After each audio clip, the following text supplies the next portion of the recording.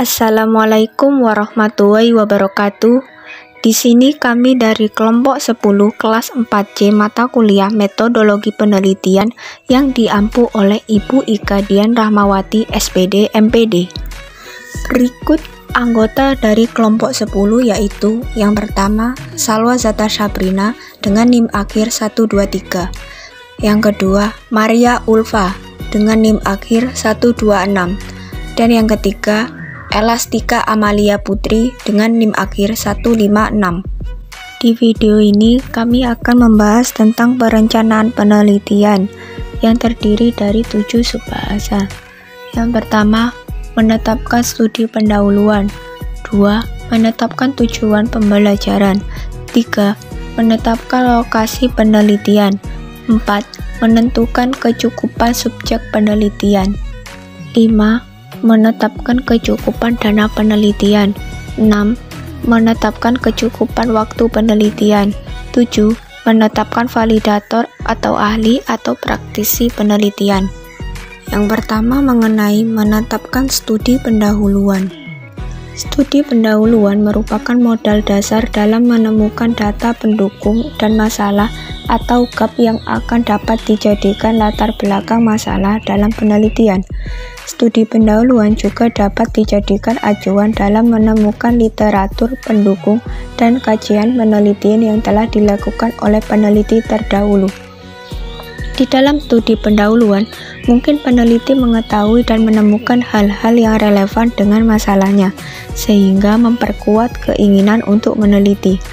Apabila ada peneliti terdahulu sudah menyelidiki masalah yang hampir sama atau belum terjawab persoalannya, peneliti dapat mengetahui metode apa yang digunakan, hasil apa yang telah dicapai, bagian mana dari penelitian itu yang belum terselesaikan, faktor-faktor apa yang mendukung, serta tindakan apa yang telah dilakukan untuk mengatasi hambatan selama penelitian berlangsung. Adapun manfaat melakukan studi pendahuluan bagi seorang peneliti, yang pertama adalah menghindari penelitian berulang, yang kedua memperkuat keinginan peneliti terkait suatu permasalahan tertentu, yang ketiga menghemat tenaga dan biaya, yang keempat mengetahui kemampuan maupun kesulitan penelitian. Studi pendahuluan dengan melakukan analisis kebutuhan atau need assessment. Analisis kebutuhan dapat melalui angket, wawancara, dan dokumentasi dengan responden minimal 30 orang. Analisis kebutuhan digunakan untuk menjaring keinginan responden yang diperlukan dalam rangka mendukung terbentuknya draft model. Draft model yang telah disusun peneliti kemudian masuk tahap pengembangan. Responden yang telah digunakan dalam studi pendahuluan dan focus group discussion atau FGD tidak diperbolehkan mengikuti uji coba. Hal tersebut dikarenakan akan menyebabkan bias dalam penelitian. Berikut merupakan konsep studi pendahuluan. Studi pendahuluan yang biasa dilakukan dengan melakukan observasi adalah sangat penting dan menunjang penyusunan proposal penelitian. Sebagai seorang peneliti, penting untuk menelusuri lebih jauh apa yang akan dipermasalahkan.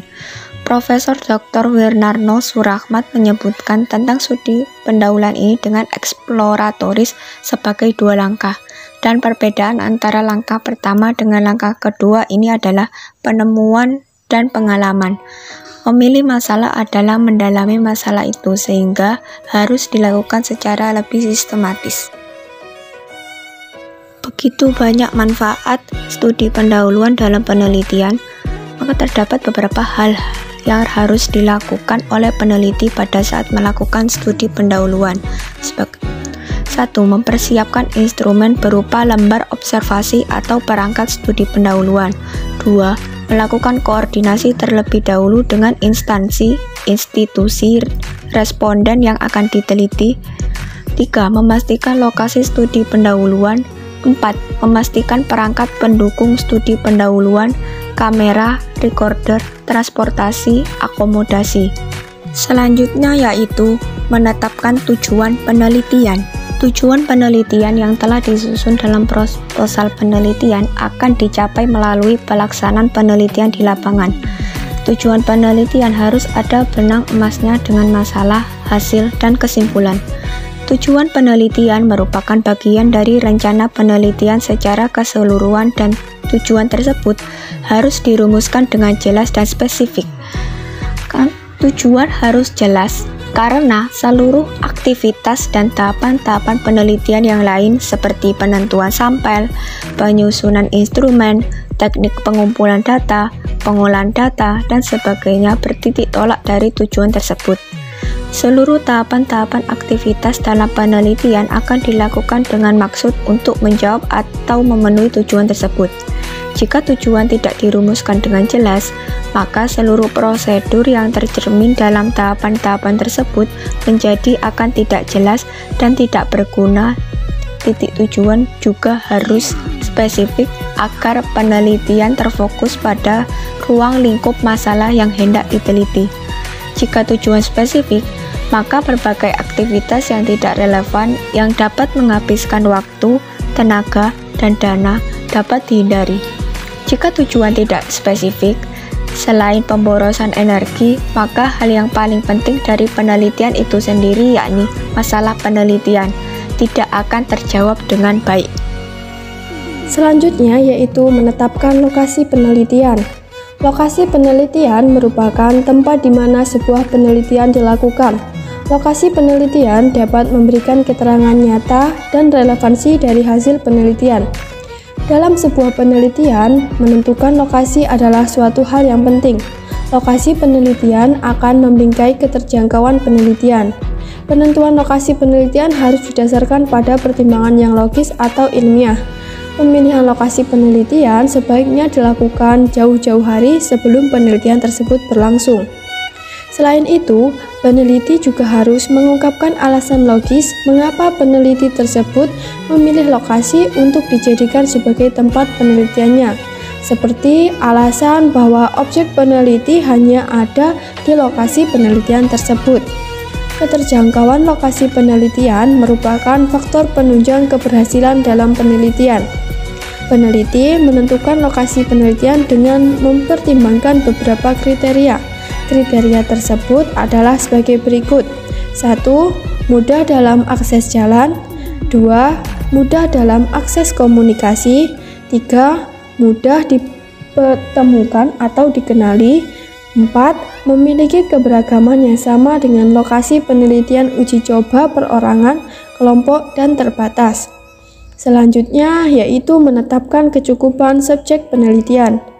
Subjek penelitian adalah tentang orang-orang yang menjadi sumber informasi dan dapat memberikan data yang sesuai dengan masalah yang akan diteliti.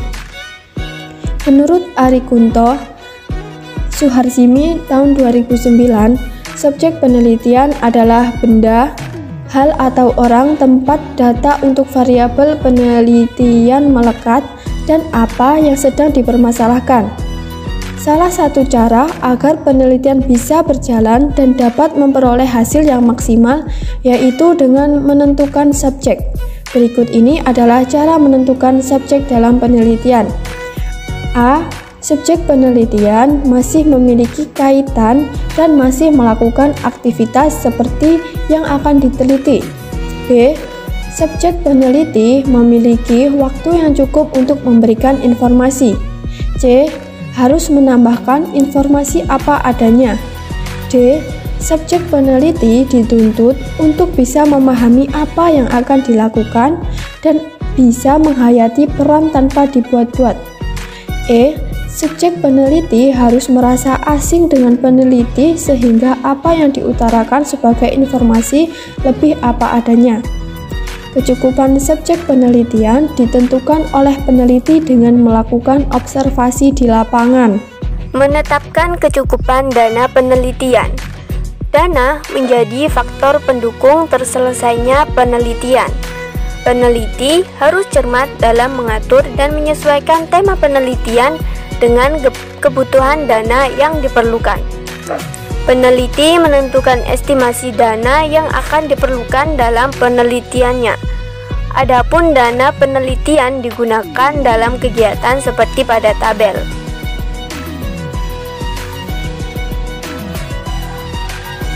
Penentuan dana dalam penelitian metode Research and Development atau R&D dipertimbangkan sejak penyusunan tema penelitian.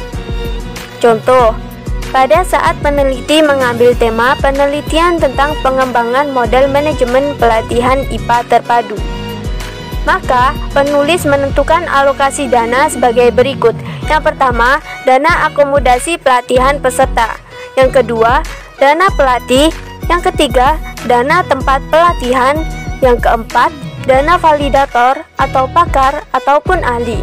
Yang kelima, dana observasi. Yang keenam, dana FGD. Yang ketujuh, dana uji coba perorangan. Yang kedelapan, dana uji coba kelompok. Yang kesembilan, dana uji coba terbatas. Dan yang ke-10 adalah dana uji efektivitas produk. Menetapkan kecukupan waktu penelitian. Waktu menjadi penting untuk dipertimbangkan sebelum melakukan penelitian. Penentuan target waktu merupakan salah satu wujud dari perencanaan matang dari peneliti agar dapat efektif dan efisien dari rencana yang telah ditentukan. Adapun contoh penelitian metode Research and Development atau R&D dalam estimasi waktu untuk pelaksanaan kegiatan seperti tabel. Berikut adalah contoh penetapan kecukupan waktu dalam penelitian.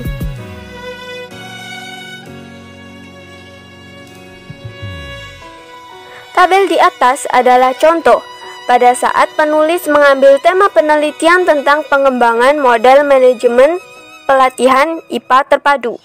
Efektif waktu pelaksanaan penelitian yakni 32 hari, belum termasuk penentuan alokasi waktu persiapan instrumen, persiapan pelaksanaan, dan analisis data.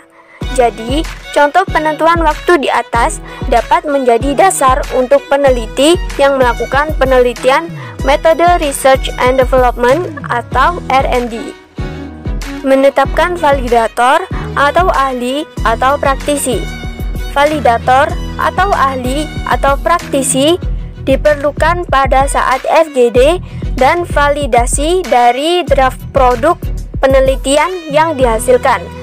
Adapun kriteria validator atau ahli dan praktisi tentunya dilihat dari kesesuaian bidang ilmu dan reputasi, karya ilmiah, dan perannya di dunia kerja masing-masing. Mungkin itu saja pemaparan materi dari kelompok kami. Wassalamualaikum warahmatullahi wabarakatuh.